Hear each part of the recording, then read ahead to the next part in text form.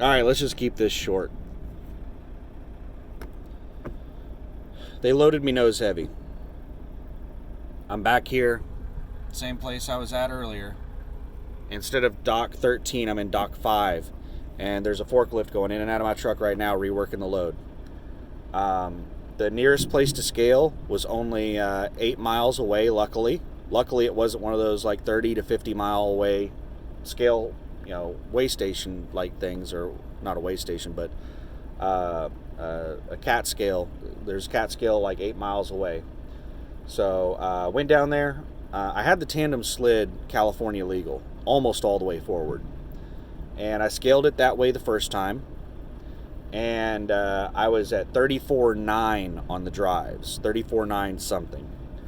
And I checked to see if I could slide them any further forward. And it didn't look like I could slide them much further forward, but it looked like I might not be all the way forward. So I went ahead and slid them as far forward as I could. And I was only able to go 1 notch. So basically I started out in hole 4, now I'm in hole 3, and that's as far forward as this thing will go. And it's 34.7 something on the drives. Now here's a couple of things. I have an APU on here, and I have a certificate. I think I do. I'm not 100%, but I think I have a certificate about the APU weight displacement. All right, I have like I can be like 300 pounds over weight for my APU. That still leaves me 400 pounds overweight. And the other thing is I'm only on a half a tank of fuel. So, yeah.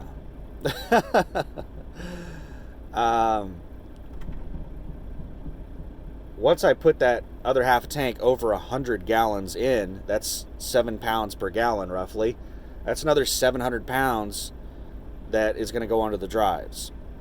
So I'm actually 1,400 pounds over on my drives. I hope that they don't try to get me like right dead on, because I have like an extra 3,000 or 4,000 pounds at the rear. They basically need to move all the weight back about 2 or 3 feet, and I should be good. I was wondering if they were going to just pull a couple of pallets off the back, but this guy's been going in and out of my trailer like crazy. So it looks like they're pulling the whole load out, and they're going to reload the whole thing a little bit further back. So for anybody who loads trailers, I know, like, I loaded trailers last time I was in the industry. I drove for an LTL, and sometimes I do line haul, sometimes I'd be doing local delivery, and didn't matter if I was doing line haul or local delivery. Every day I did dock work. I loaded and unloaded trailers, and I was really good at it. They actually got pissed off at me because I would not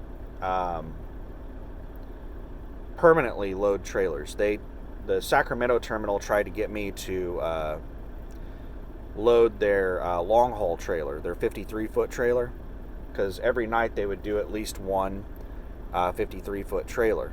And they would have one person dedicated to that role, because loading a 53 is more of a pain in the ass than loading one of the little pup trailers. You have to know more, and I was really good at it. And basically, what happened was the guy that did it all the time was off on vacation, and they asked me to do it, and I got a lot of compliments on the loads that I did. None of them had to be reworked, and I used really good dunnage, and I loaded them really well. And the weights that I put on there, the estimated weights, like I tracked all the dunnage that I put in and all of the racks that I put in and all that stuff. and the weight that I put on the ticket or the bill, um, the list of items was accurate, and they all scaled out really well. And they tried to get me to do that permanently, and they really harassed the hell out of me trying to get me to do that permanently. And I didn't want to do it because whoever did that was the last one out. Well, they weren't always the last one out. Sometimes they would occasionally be out early because they were there until all of the freight that had to be loaded in that trailer was loaded in. So if there was a trailer coming in from wherever and it was arriving late and it had one pallet on there that had to be on that trailer, you had to sit and wait for that guy to get there to load that in. And if it was something that was really heavy that had to be put in like the center of the trailer, then you may have like half the trailer out on the dock waiting for that one item that you could put in the trailer, because maybe it's something that's so big or so heavy or something about it that you can't just load it at the rear. So I didn't want to be the last one there. I didn't like most people who took that role liked the extra pay. I didn't like the extra pay because we were working 12 plus hours a day almost every day. So I didn't want to work, any more than that. I wanted to work fewer hours. But anyway, 2 basic rules on loading a 53-foot trailer. There are 2 things you need to be mindful of: the drive tandems and the trailer tandems. You basically want all of the weight in between those two, and ideally the heaviest dead center in between the two sets of tandems. You have to be very careful with weight in front of the drive tandem. So like your first 5 to 10 feet of the trailer, you have to be really light or put nothing at all. Like if you're only putting really heavy shit in the trailer, like pallets of Clorox bleach, you should not have a pallet within like the first 5 to 10 feet of the trailer. And then at the rear of the trailer, you also have to be careful for the last 5 to 10 feet. And if it's in like California, if the trailer's over 36,000 pounds, I think it is, you cannot have anything loaded in the last 10 feet of the trailer. I think it's the last 10 feet. I would have to double check on that. I haven't loaded a trailer in a long time. But the problem is, if you put weight in the nose beyond the drive tandems, or at the rear beyond the trailer tandems, that weight cannot be displaced. It's stuck on those tandems. You can't move it. Like sliding your tandems and sliding your fifth wheel will not displace that weight in the other direction. You can't displace it on the other side of those tires. So you want all of the weight to be in between those two so that you can slide them around and displace the weight between them and set it up properly. And ideally, you want as much weight as possible dead center in between the two, because if the majority of the weight is way up at the front of the trailer, then every notch that you move is going to move less weight. So maybe you'll only displace 100 pounds with every notch. There's only so much that you can move to the rear. But if it's dead center in between the two, that's whenever you're going to get the most weight moving from, whenever you slide the tandems, every notch is going to displace more weight whenever the weight is dead center. And the amount of weight that you can displace per notch, it varies based on how it's loaded. It's going to roughly be somewhere around 200 pounds. The most that you're probably going to be able to displace per notch is about 350. Most of the time, it's going to be somewhere right in that 250 to 300 range per notch. On this particular load, it was 200 pounds. Moving it one notch, I moved 200 pounds because it's so nose heavy. So that's it. Once they get me loaded, my 14 has been running. So I don't know if I'm going to be able to drive my full 11 today, which puts me in a position where I'm probably not going to be able to do 600 miles this drive shift, which puts me in a position where I may not be able to make this load on time, because I think that I still only have 3 drive shifts to get this there.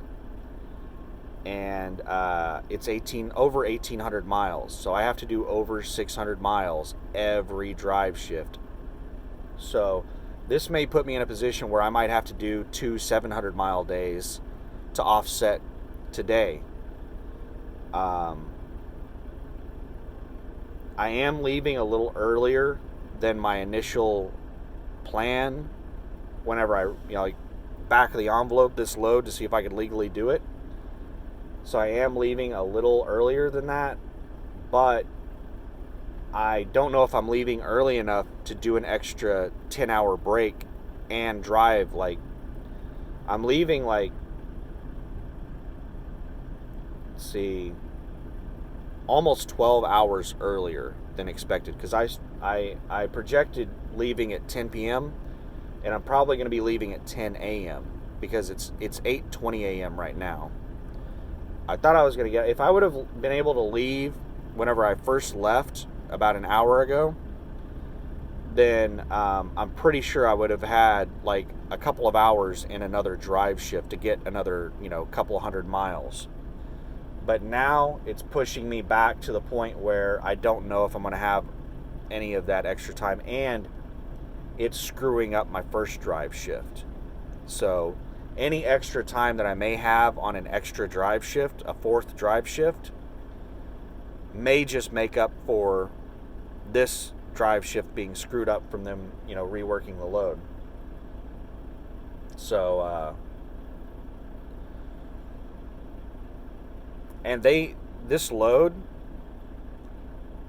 the item count and the weight was exactly what it was on the load board, to the pound, and to the exact, this load was exactly what they said it was on the load board when I picked it. I didn't get lucky and get a lighter load than what it was. It was 42,661, I think is what it was, right at 43,000. So it's about 3,000, maybe 4,000 pounds.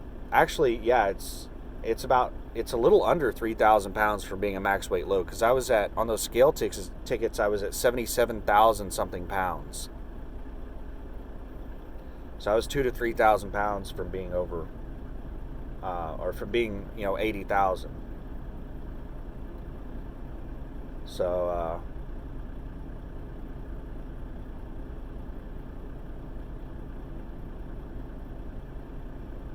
I don't think that my tractor's heavy. I don't think that's the problem.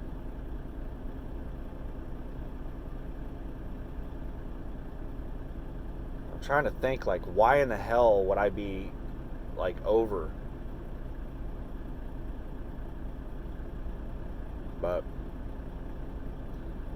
generally these places load you nose heavy all the time. They just slam everything up in the front. This is the first time I've ever had to be reworked, though. But it's the first load I've done here that was close to max weight. I think they may be done. Alright, thanks for watching. Bye.